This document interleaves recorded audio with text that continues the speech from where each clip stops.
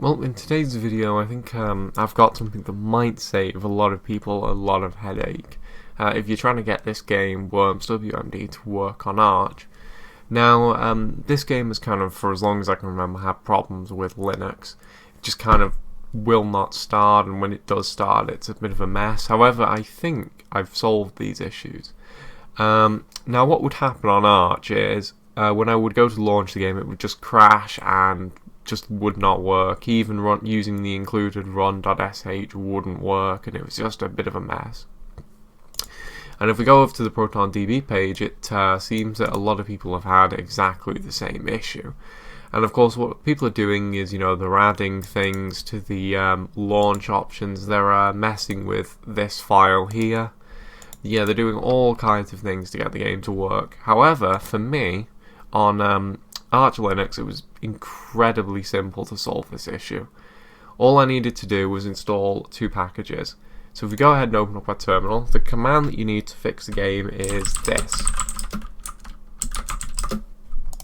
And of course, I've already got this in my clipboard. You need to install libedn11 and Steam native runtime. If you install those two packages, the game will work. So of course, we're going to just go ahead and do that. Of course, I don't need to let those install. I already have them installed.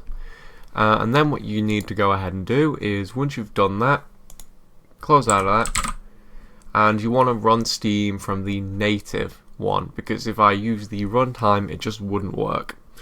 And if we go ahead now and open up our Steam runtime, which is using the Steam runtime native, click play, and just run it as normal, don't use the run.sh, and as you can see, it's working absolutely perfectly fine.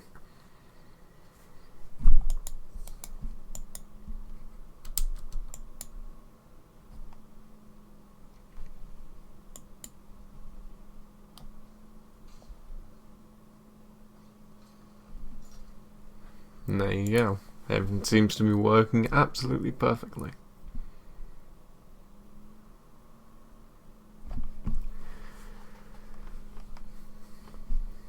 And there you go. That's Worms W.M.D running absolutely perfectly on Arch Linux. I hope that this was helpful to someone, and I will see you in the next video.